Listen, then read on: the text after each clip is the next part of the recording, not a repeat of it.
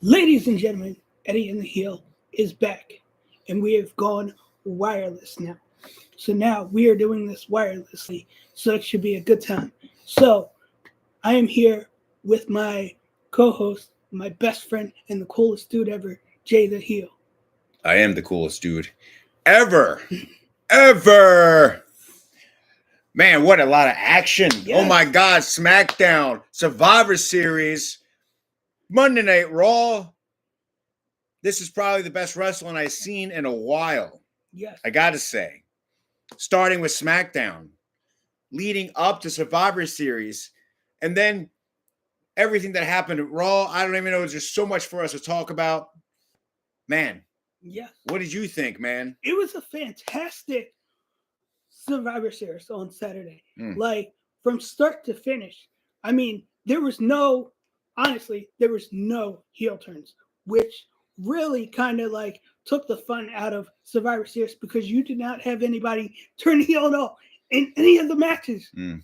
Nothing went down. Nothing went like we predicted in the beginning of it, Mm. and it's surprising. No heel turns at all. Well, before we get to that, let's take a little preview of what happened Friday night on SmackDown the day before Survivor Series, leading up to Survivor Series. We started out with Team Ripley and Team Morgan squaring off yet again, getting ready to throw down a Survivor Series. Why don't you fill them in a little bit about that? That honestly was a great segment from start to finish. The women just going at it, fighting each other tooth and nail to go against each other and for just rivals because there's these two, Liv Morgan and Mommy, aka Rhea Ripley, has been really dominant and just wants her title back. And we could see it in her. She really wants the title back, especially after the broken nose incident. That's how this whole thing started between these two. So yeah, it's pretty much about these two. The rest of the women, honestly, to me, I feel bad because they do. It's really the spotlight's on Liv Morgan and Rhea Ripley and Raquel too. Don't forget, we got you really have a lot of interference with Raquel. You have that Rhea and Raquel rivalry. Especially ex teammates, ex teammate partner, tag team partners. So you're still going, but you know what? I don't know, man. I see something brewing with that whole situation. We will fill you in a little more because of what happened with Raw last night. But yeah, let's start out. We had Shinsuke Nakamura versus Andrade. What a match that was. Great match. Yeah. Tell them about the match. It was fun to see Shinsuke back, new face paint, new entrance, new attire. I mean, for Shinsuke not being used as much as he was back in the day, he really needed to come back and be on his own and be the man he could be. And that win and him winning was a great thing because he really needed it. Yeah, he's a devious fella there, man. But what's got that the black Mist. The black mist, which he wound up using on LA Knight. Yes. Yeah. Which was very interesting. Because, with Shinsuke defeating Andrade, which was a really excellent match. I got to say, a lot of really acrobatic moves. I was really surprised. Yeah, Shinsuke, man. Andrade, both of them just high flying, high risk moves. And then, was it LA Knight coming in at the end there, thinking he's going to be slick? And try to do the BFT, but it kind of backfired on him because he got the mist to the eyes. That black mist to the eyes, man. So keep an eye on Shinsuke. He's good, man. I'm glad he's back. And obviously, we'll fill you in a little bit more about Shinsuke with Survivor Series. We also had interesting. We had the Cody Rhodes taking on Carmelo Hayes. The Carmelo Hayes thinking that he had enough to go against Cody Rhodes, but as Eddie here will fill you in on, coming up a little bit short against the champ. How about that match? that was a great match, and overall, that's another storyline. That's he has an issue with Kevin Owens, and him and Kevin Owens have been going at it. So yeah, that pretty much was a setup for, I want to say, Saturday night's main event. Yeah. So yeah, Carmelo Hayes was definitely coming up a little bit short in that one. I Yeah. was a little I'm surprised. surprised Carmelo Hayes is not getting pushed like I thought he would, because he makes all these complaints about, oh, I'm not getting pushed, and I'm just shocked he's not. Well, you put in a performance. I mean, listen, he put it he put it in there for as best that he could, but he's just not at Cody Rhodes level yet. You know, he did his thing, but he's just not there yet. He's just not he's not the wrestler that Cody Rhodes is yet. I was hoping to see a little bit more fight in him, but he did his thing. Cody Rhodes stamping his his championship level wrestling on top of Carmelo Hayes, and just basically teaching Carmelo a little lesson there in humility. But I was actually expecting to see Kevin Owens, come in and try to ruin that match a little bit. But Kevin Owens, he's a slick man. He knows when Kevin to get. Owens is just very he's very devious. Let's put it that way. He's a devious person. Which I love. That's why I was waiting. I was like waiting to see, I don't know. I'm sure he's got Cody on the edge, though. Well, this issue between him and Cody personally, I mean, yeah, it's an issue, all right. It's a bitter issue over the bloodline of all things. The bloodline. Like, okay, I get it. You weren't there for Kevin Owens when he needed you. I get it. But Kevin Owens needs to realize, hello, Cody's dealing with the same thing you're dealing with. Like, they're both in the same ballpark of pissed off at the bloodline. It's not that hard or simple. No. Overall, good match. But like I said, Carmelo just didn't have anything for Cody. It was pretty much one-sided. We had some more of the U.S. title tournaments. We had Michin. We had Lash Legend and Piper Niven. Another excellent ladies match with Michin coming out with the victory, moving on in the U.S. title tournament for ladies. Got any comments about that match? I wish they pushed Legend, but I understand she's not a main roster talent. So I get it. Piper Niven, she's just in the background doing nothing. Like, she's just there helping Chelsea Green out. Like, you got the AKA Karen, as they like to call her.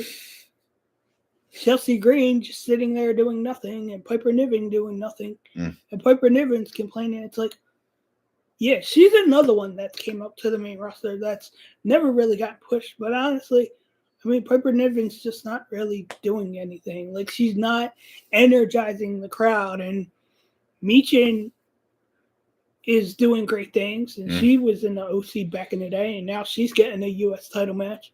So, yeah, all three ladies, I feel like, are doing good. But I feel like Michin herself, as a wrestler, is really talented. Yeah, girl got some talent. Like I said, I'm really enjoying the ladies, the talent with the ladies. I mean, very compared to my time watching back in the day, we had Lita and Chyna. When I was watching them, the ladies roster wasn't as big as it is now. So there's so much more talent for the ladies.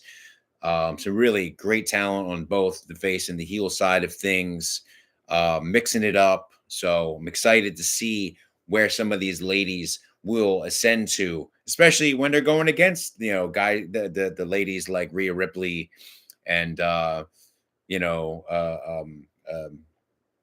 Jade and Bianca and some of the top wrestlers out there, Nia Jax. Yeah. So, there's just there's so much room for some really great ladies wrestling. So I'm looking forward to more of that.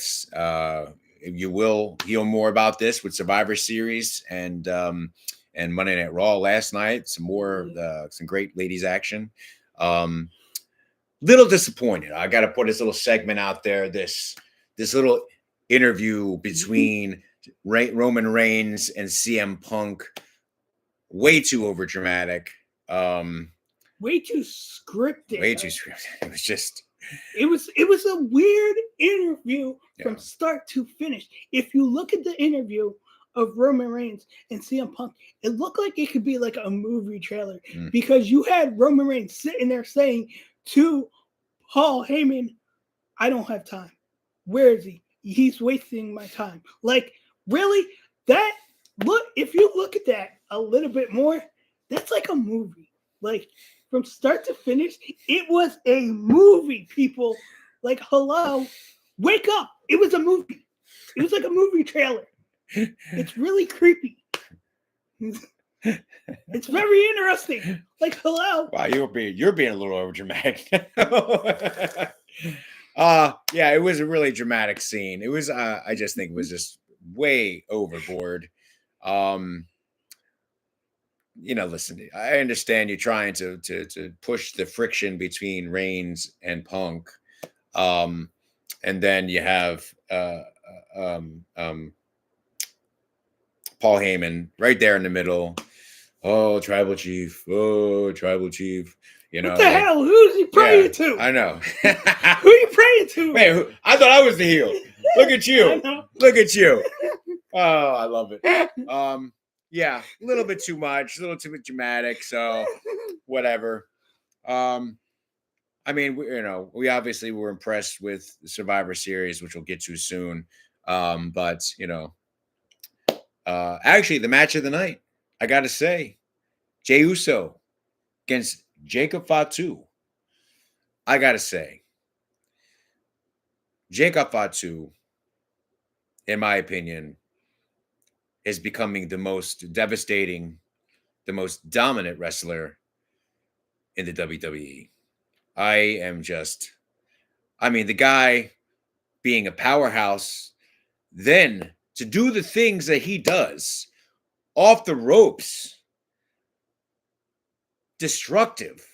I mean, a man his size to do the things that he does. And you have, Jey Uso. I mean, just like bringing it, and obviously a crowd favorite, with the yeet, with yeet, and just, 24/7. An amazing athlete, an amazing wrestler, but Jacob Fatu just completely destroying Jey Uso. Jey Uso held his own for the best that he could, but man, Jacob Fatu is becoming one of my favorite wrestlers. And I don't know how Solo is going to contain him. And I know that Jacob Fatu is very loyal to Solo, but honestly, at this point, I think the only man that is going to give Jacob Fatu the match that he needs is somebody like Roman Reigns. And which, like, I haven't even seen Roman Reigns dominate as much as Fatu. I don't know, man. I'm just keeping up, just watching. I mean, everybody knows my favorite Braun Breaker, but like, man, people are just really got to be watching out for Jacob Fatu. He is just he's just a destructive force, high flying, just ground pounding. Like, I don't even know. I haven't seen anything like him in a long time. What he can do, and a man his size, is just amazing. You got any thoughts on that match? Got any thoughts on Jey Uso, or Jacob Fatu? Jey Uso, honestly, I know the brothers, and I see where this is all going. I like the thing I like about it is the family dynamic, because you've got all the family fighting each other. Yeah. And that's never really, back in the day they had that. But now it's very interesting to see the kids of the Anawai family fighting each other for the first time ever and just going at it, and seeing Jay and seeing the Usos go against Jacob and Solo. It's a great thing to see them go after each other, but it has to be love at the end of the day. It has to be. I mean, you even saw when we had like Solo, even though it was the last week, coming out and says, "I love you, Jay. I love you, Jimmy." It's like he still has love for his brothers. Even though you're fighting them. Even though you're fighting, like, hey, listen, brothers fight. I mean, look, you still got cousins. I mean, brothers these are brothers and cousins and uncles. They don't always agree, but yeah. I mean, they still love each other at the end of the day. So. And we talked about this earlier, like, what is going to be the new dynamic with Netflix? As far as we have, like, on Monday night, we talked about this. We have Jey Uso and Sami Uso. And then on SmackDown, we got Roman, we got Jimmy Uso, but on the SmackDown roster, you have all four on SmackDown of the new bloodline. You got Solo, Fatu, and the Tamas. Yes. Right? The Tongas, whatever they are. Tamatong? Yeah, I don't know. Whatever. Tonga, Tongaloa. Tongaloa, there you go. Whatever. I mean, basically all related. So what is the dynamic going to be? We shall see. But I can't contain myself anymore. Survivor Series War Games was a little boring. Moderate. Moderate at its best. All right. Because there wasn't anything there's stuff that should have happened that we thought would have happened, and a lot of people predicted, but did not go down like it should have. For an example, starting off with the first match, Survivor Series War Games, the ladies, Team Rhea against Team Liv. We had Bayley, we had Nia Jax, Naomi, Candice LeRae, Bianca, Tiffany Stratton, Io Sky, Raquel, Rhea, and Liv. No big surprises. And I'll lay it out here. We had Bayley and Nia Jax started off, right? Yeah. Naomi came out third. Then it was Candice LeRae. Coming out after that was Bianca. Then Tiffany Stratton. I keep trying to say Trish Stratus. I know, because we all like her. So Io Sky came out. Then Raquel. We had Rhea, and then ended up with Liv Morgan. That was the order out here. I gotta say, great match. It was a flip flop. We had some domination on one side. Got the ladies getting laid out on the other side. We had tables. Basically, we had tables, ladders, and chairs. I mean, it was just no ladders. Well, there was a couple of botches that I noticed. Yeah, you got some botches? Yes. The biggest botch, before you get into that, WWE, what is going on? You had Nia Jax, you had Liv Morgan on the ground, passed out. You missed on an opportunity when Tiffany Stratton with Money in the Bank. What is it? Money in the Bank. Yes. Money in the Bank. Money in the Bank had the case in hand. Yes. You had the opportunity to pin Liv or Nia, and you passed it by. What the humble pie? What? How could you pass up on that? First match of the night. All of the stars, the lady stars of the WWE throwing down. You had weapons, you had tables, you had the whole shebang. We had, Team Rhea with the win, but you missed out on a great opportunity for Tiffany Stratton to take advantage of that Money in the Bank. What do you think of that match? Not only did you miss that opportunity, but then you've got Raquel looking like she doesn't know what she was doing in the match either, honestly. Because if you looked at her face, she had the same look like, what are you doing? Like, I don't know if she was telling Tiffany to cash in or what, because I couldn't understand. Like, they were going back and forth, and I'm like, what are you talking about? And she's just looking at her like, cash in or do something. But you could clearly see that they all missed their spot in that match. Like, honestly, the biggest botch besides Liv Morgan's situation was apparently there was supposed to be, I don't know, I think it was supposed to be Candice LeRae and whoever she was fighting, and they were supposed to do something off of a cage, and it turned out to be completely wrong. So they had to do it on the fly somehow and talk about it, because they were talking about it, and then they just completely... You talking about Io when she went up with the trash can?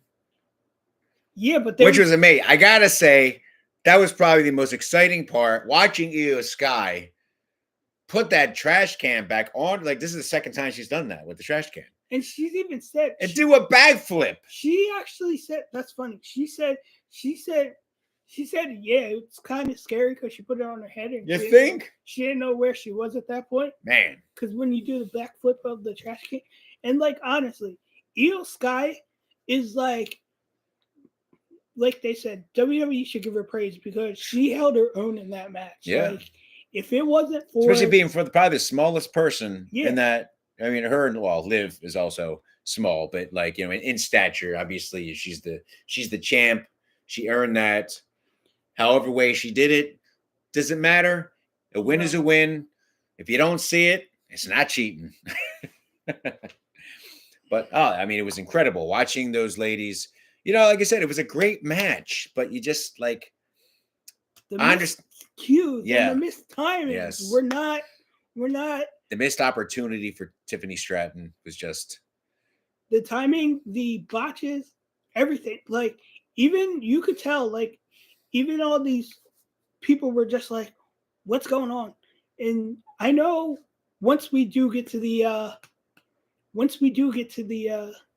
final War Games match, which honestly I heard something and it was coming from the crowd. And you could tell the crowd you could hear them on the microphone talking. Yeah. The crowd. Well, let's wait to get to that. Yeah. We don't want to spoil it for you.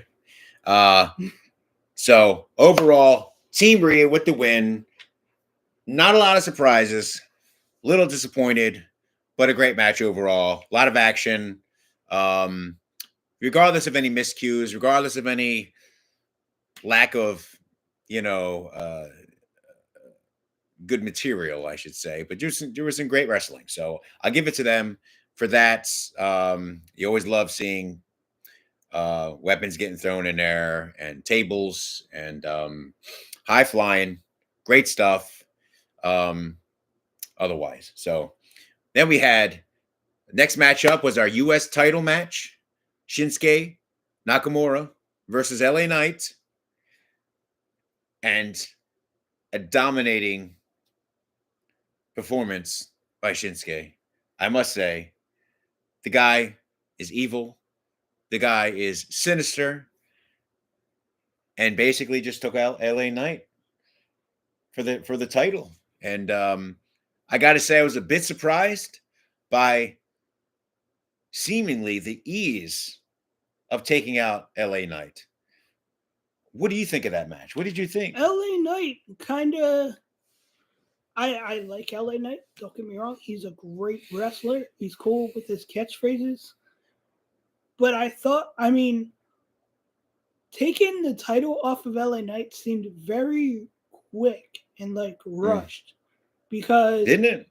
Yeah, and I felt like, honestly, LA Knight could have kept that title a lot longer.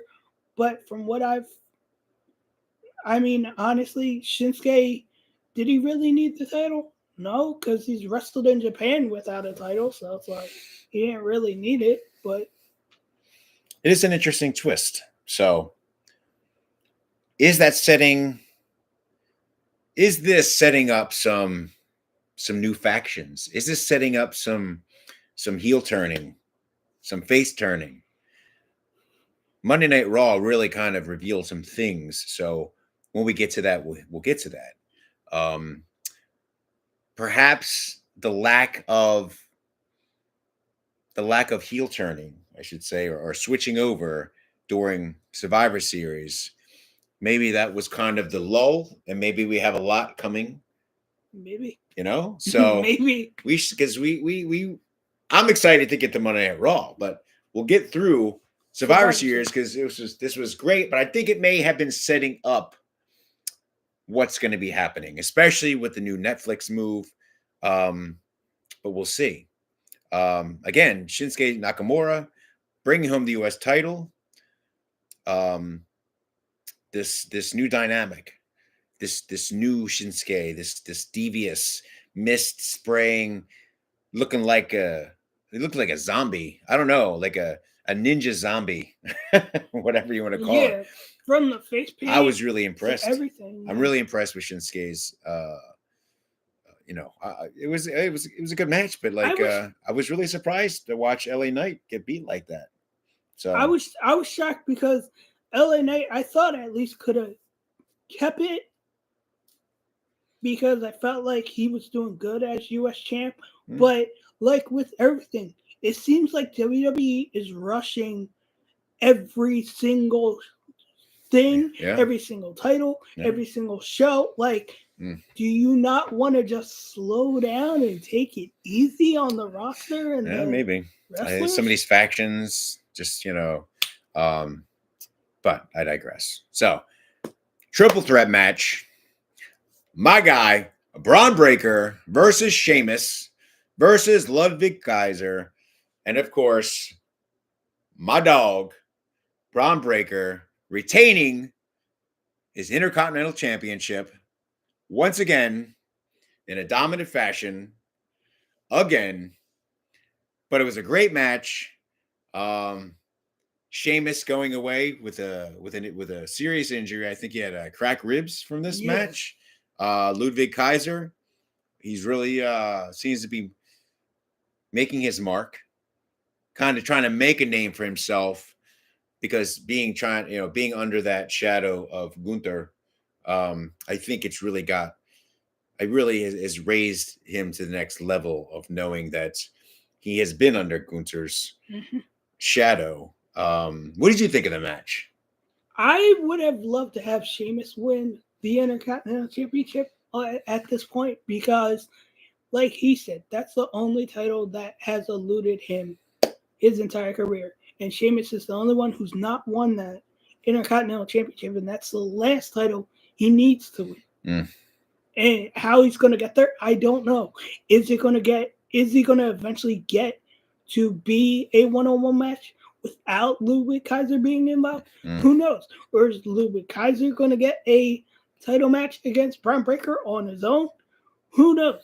But honestly, I would love to see Sheamus, for however long he's in the WWE, at least get the Intercontinental Championship at least around his waist. One time. We'll see. One time. That's all. Let's see how long Sheamus is going to be out with the crack rib. Hopefully, not for too long for him because he's not like a new wrestler. Obviously, he's got some time in.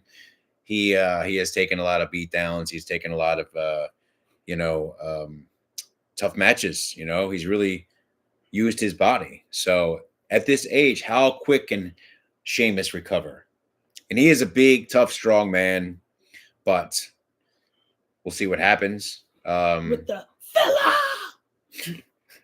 that Pat McAfee likes to do. Oh yeah. With all the hyping and he's just like very hyper. He's very, very hyper. Who's hyper? You? Well, me or Pat McAfee. You're hyper. So I know I have to be this way. To do the show, I need to be more hyper. Do you? Okay. You're going to be more hyper than me? I don't know. I thought you were smooth. I am. Eddie Rocks. I am. So, Braun Breaker retaining his title. more on that for Monday Night Raw, but let's Mhm. get to the heavyweight title. Gunther versus Damian Priest. What a match. And then you got the interference of Finn Balor. Mister, I need to go after Damian Priest 24/7. I can't just leave him the hell alone. God forbid. Oh no. I gotta pick on him. He's trying to get you out of his sight, Finn Balor. So leave him the hell alone because he's done with you. He said it and he meant it. He's done with you. I don't know why you're not done with him. Move on. Go to something else, please. Why don't you tell us how you really feel, Smooth Eddie? You are just on a roll today. I have to be. I have to be more talkative. We got a match. We had a really good match between Gunther and Damian Priest up to that point where we had some interference. I kind of thought something was just going to be a little off about that match. But overall, it was really a great back and forth match. Yeah, I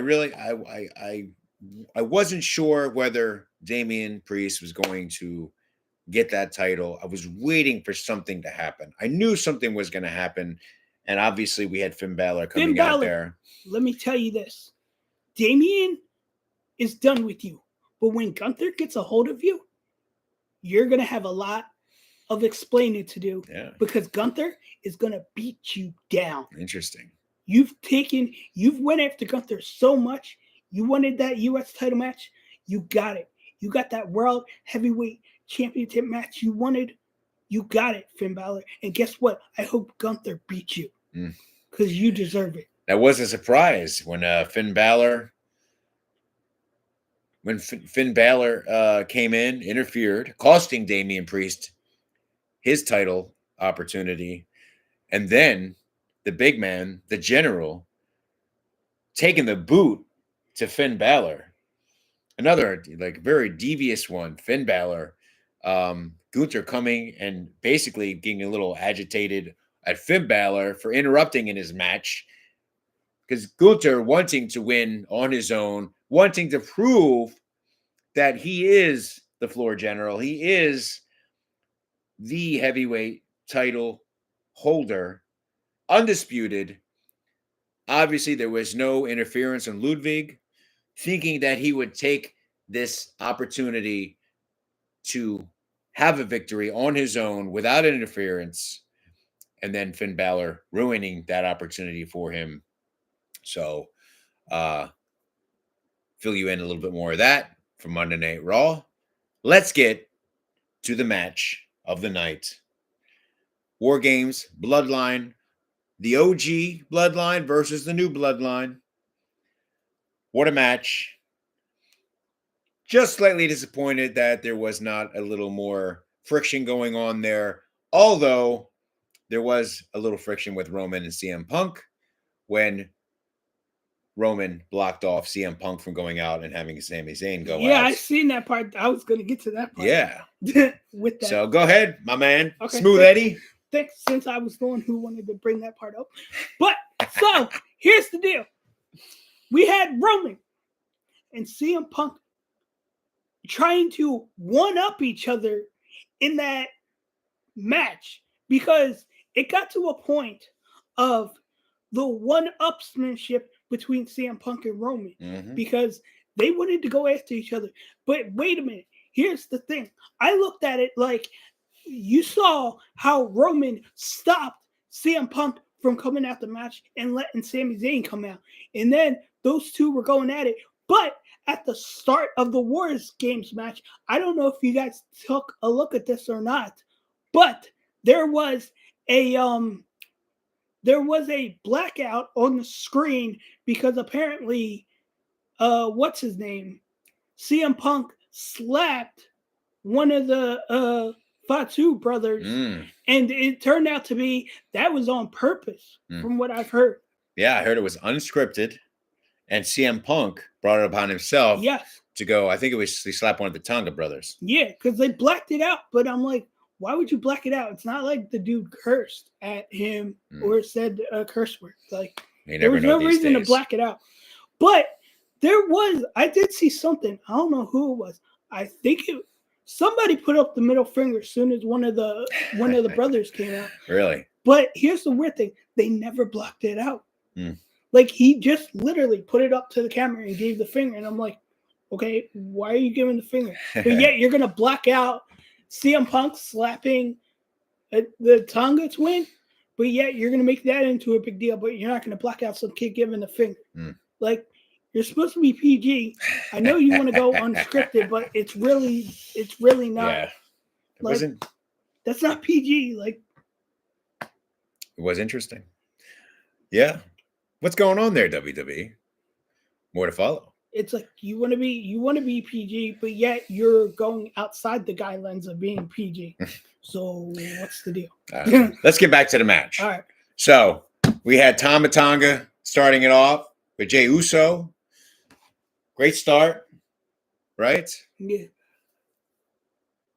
The destructive Bronson Reed coming out after that.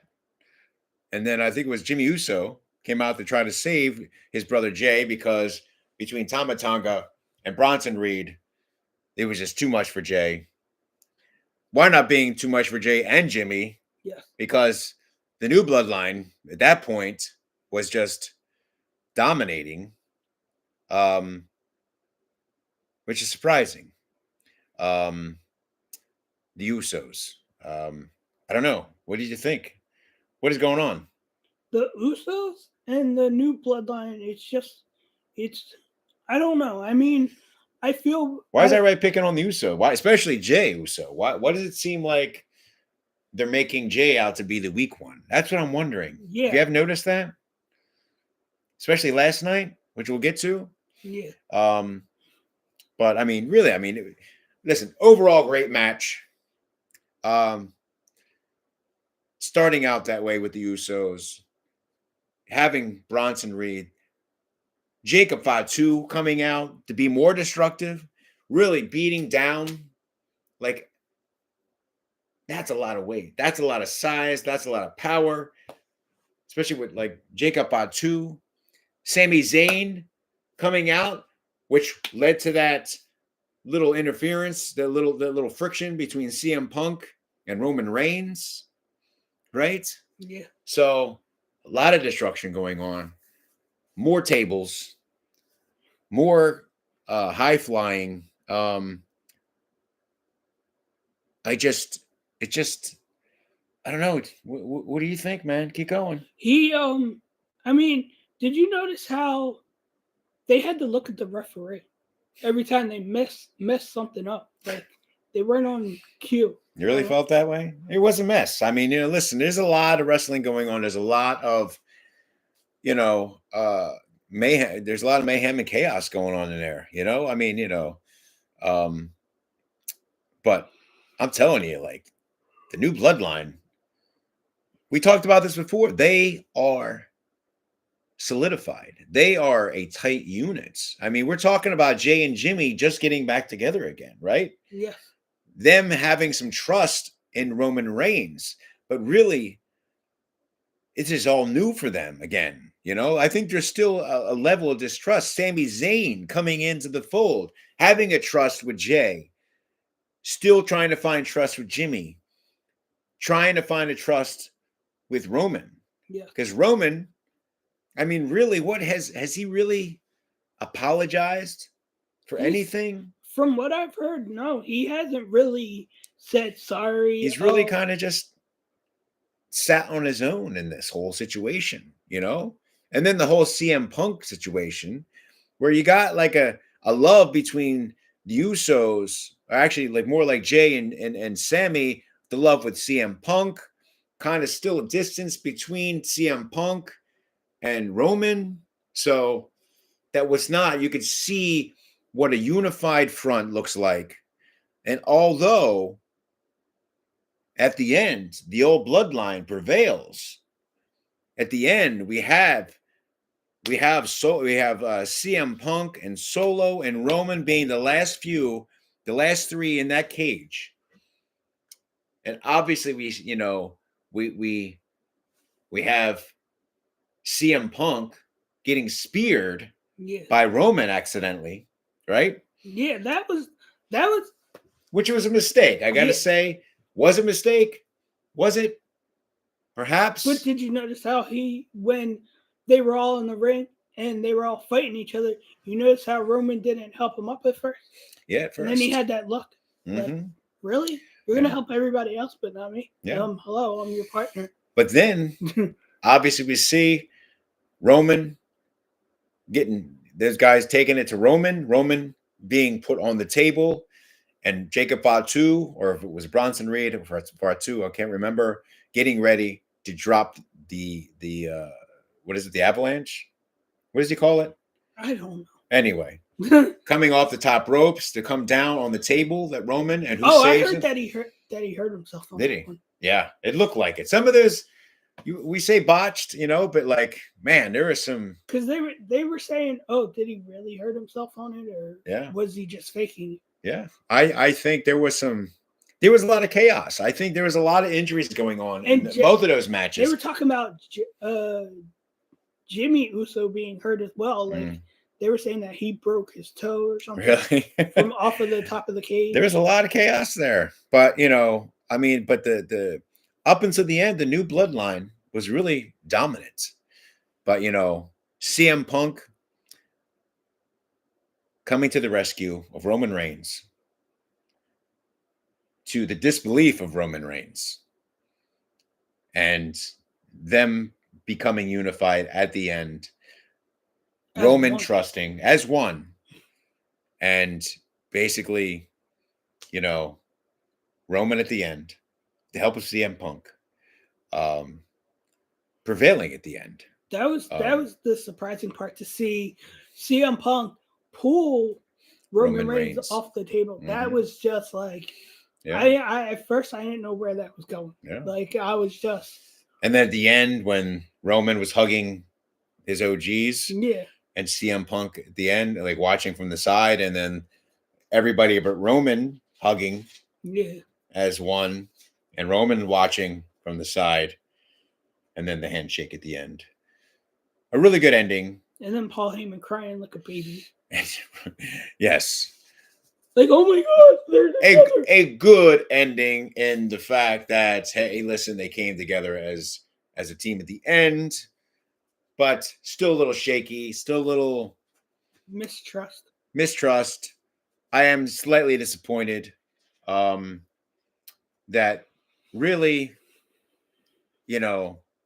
Team Rhea wins, Team OGs win. No heel turns. No heel turns. The only thing really that was a surprise kind of was Finn Balor coming out. Surprise of Shinsuke Nakamura winning the title. But really it was just an obvious night. It was a good Survivor Series. It wasn't excellent. Some great wrestling, even with the miscues, even with anything botched, injuries. But otherwise, it was a good one. It was a good one to watch. So, like I said, some good wrestling. Watching and like I said, Jacob Fatu is just taking the next step. He is the next level at this point. Interesting to see where that goes. So, with that being said, Monday Night Raw really kind of filled in some of the spaces. That opening up, CM Punk coming out, delivering what I was hoping for him to get to the end too. But what happens? Seth freaking Rollins comes out and interrupts him, which was actually pretty cool. I really enjoyed that. I wish CM Punk would have got to his point, but did we ever get to the point? What was the point of his conversation? Did we ever get to the end?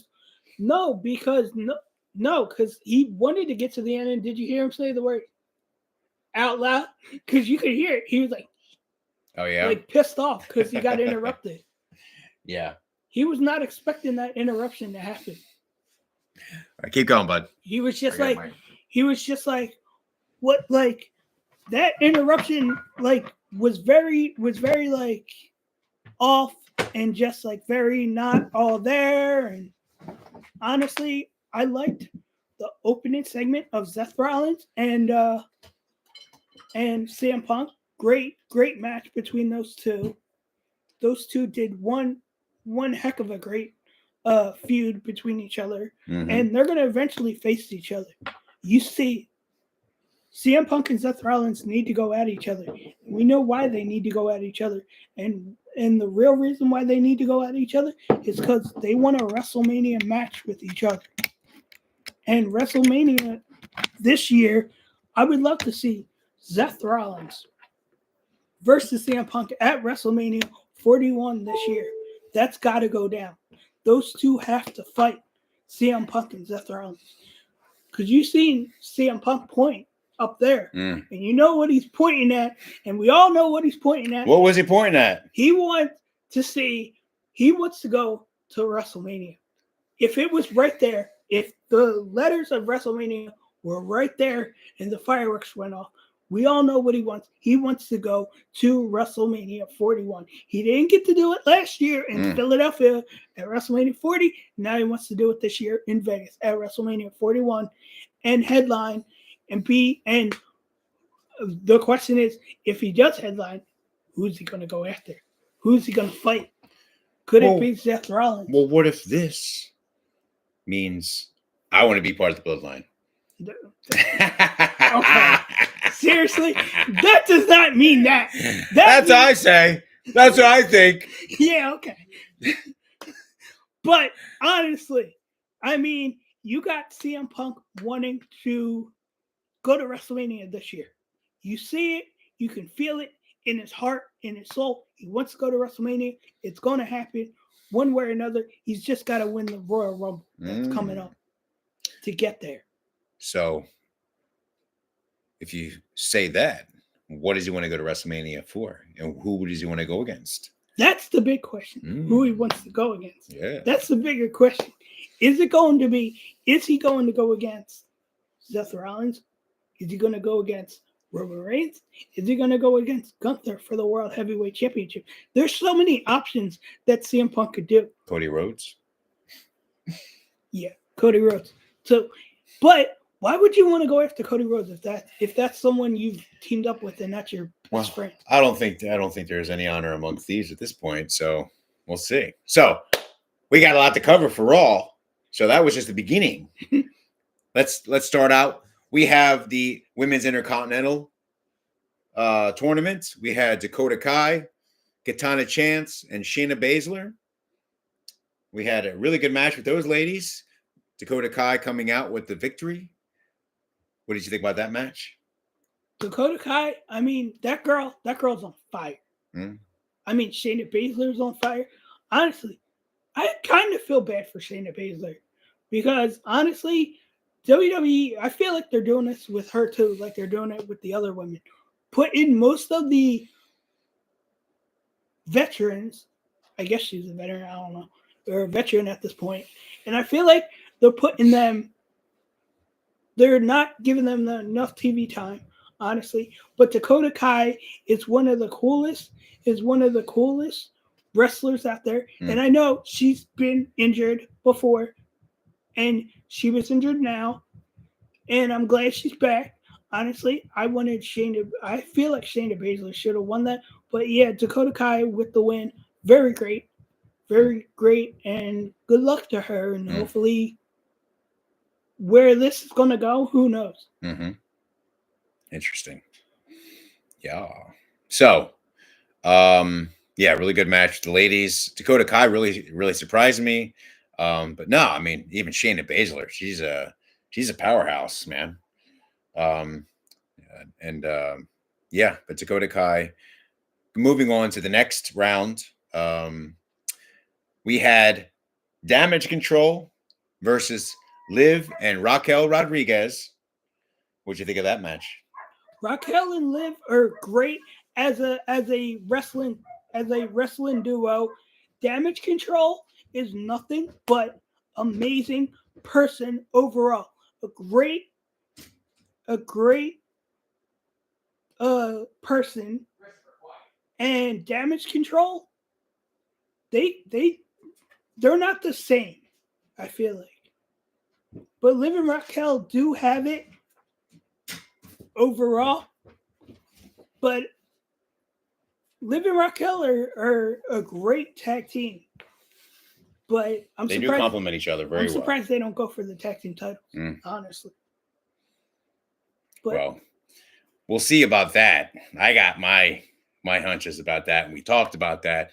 But we'll get to that one in a little bit because I am a conspiracy theorist, and I think there is a little more going on, and you will find out why very shortly.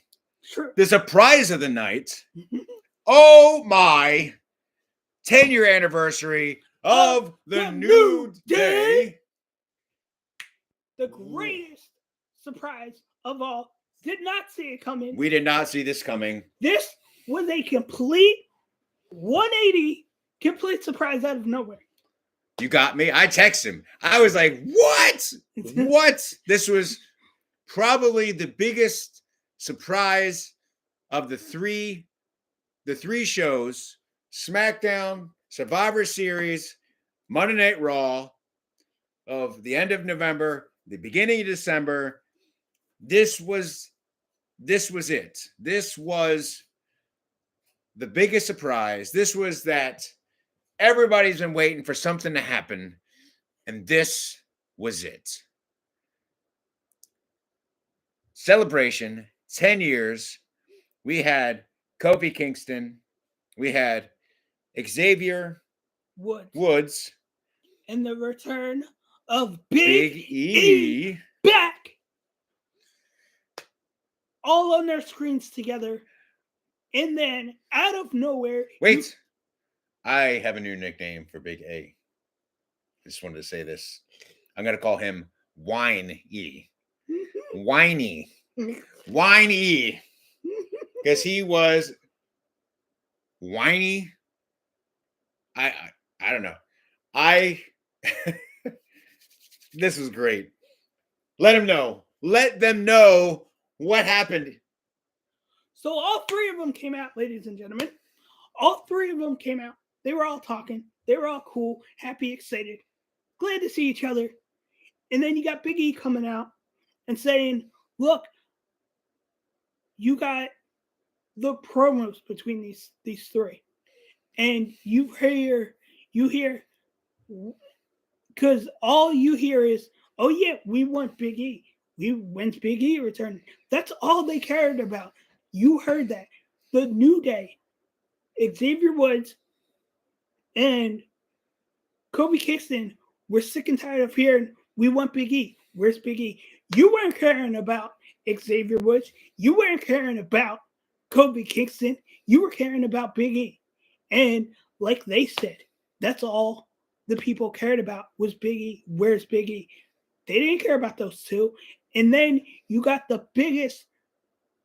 coming out and saying, you did not care about us, and it was all about you.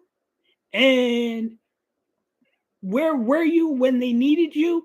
And it was just a promo that was just very out of nowhere that nobody expected. But we had the portray of Big E getting betrayed by Xavier Woods and Kofi Kingston, a heel turn that nobody saw coming. We thought, oh no, they're all going to turn heel together. And you heard Big E say, hey, I want to manage you guys. I want to manage the New Day. And all the fans kept chanting, what's the New Day? And after he said that, he talked about his career injury and saying that he should have stayed injured and being on the pre-show panel. Like, I get you're trying to go hardcore with that promo. And honestly, that promo was on fire and was great from start to finish. But Big E, honestly, I do feel bad for the guy. He was injured. I'll give them credit on that. He was injured. But the fact that Kofi Kingston and Xavier Woods turned on Big E kind of was we knew it well, we didn't know it was going to happen, but we knew it was going to. I thought it was going to turn out all three of them. Honestly, I did not expect a heel turn from those two. All right, let me back you up for a second. You are way too hyper. Hold on there, young man. I need to remind everybody this. For one, yes, Smooth Eddie here is right. But before Big E had come out, let's set the tone here. Let's set the tone. Xavier Woods and Kofi Kingston were about to talk about separating. So that's when Big E came out. Let's not forget that. Oh, yeah. They were just about to announce that they could not be together anymore. They just weren't seeing eye to eye on things anymore. And here comes Big E music. This is where it really got interesting. And as Eddie here had very emotionally and excitedly explained to everybody, this is what really got everybody, because myself and Eddie was talking about this earlier, like, yes, he was expecting a complete heel turn. I was expecting a breakup on their 10-year anniversary, which was leading to that point until Big E came out, which, like I said, with the past few weeks, the past month or so, maybe 2 months, this slight separation between Xavier and Kofi, then leading to Big E coming out, then coming in with everything that Eddie here had said, Big E wanting to manage, but Big E not being there, especially not even having neck surgery. And like, where was Big E during this whole time? Big E could have been there to keep them from that separation. But the cool thing is, he did actually wind up bringing them together, regardless of the heel turn, which was a great surprise. I was actually very happy about this, seeing that they could come together for one purpose. Basically, at the end, Wine E walking out of that ring, but now you have a reunified Kofi and Xavier to carry on the new day in a new day. So yeah, but you know what I thought was going to be the thing that was going to happen, honestly? What's that? Was that before Big E walked out, I thought they were going to wind up beating up Big E. Even though I thought they were going to fight each other. But see, that's the cool thing. That was the great surprise, is that you thought they were going to jump. I actually did think they were going to jump Big E also. Like, after you could see that they were starting to agree. As soon as he walked out the ring, I thought there was going to be like, oh, yeah, let's beat him up. Yeah. I thought they were going to beat him up before he left the ring. Yeah. So, like I said, that was the best surprise. It kind of made up for slightly disappointing Survivor Series. Like, that really, like, brought it back to me. So I do appreciate that. So very interested to see where this goes from here. Does Big E come back? Does Big E do the pre-show panel still? Who knows? They were talking about bringing. They brought that up. Yeah. That was the other thing. They brought up his pre-show panel, and it was just very interesting that they brought that part up, because he's known to do that. I mean. Well, listen, because of time, we're running low on time. We're almost going on an hour. That's how excited we got. 3 shows we're trying to cover, and we're at 59 minutes. Let's try to wrap this up. R-Truth, Pete Dunne, very fast match. Don't call him Butch. Don't call him Butch. Because he'll hurt you. R-Truth pulling out the victory, rolling up Pete Dunne in a surprise. Pete Dunne looking surprised, looking like a bozo. I'll just keep it kid safe to say. Yeah, we had, and that was a quick match. That So was like um, fast. I kind mean, of kind of a kind of a useless match really to me, and because you could with tell. all especially with everything that happened to Survivor Series and SmackDown, you throw this R-Truth and Pete Dunne match in there, was kind of like, You sure the fans didn't go to the bathroom like they do all the other times? this was my bathroom break. Because I had to rewind just to watch and make sure I didn't miss anything. I'm like, oh, I really didn't miss anything. That was just quick and done. Quick and done. So then we had a nice back in the backstage. We had earlier in the show, we had Finn Balor, Dom Mysterio, and a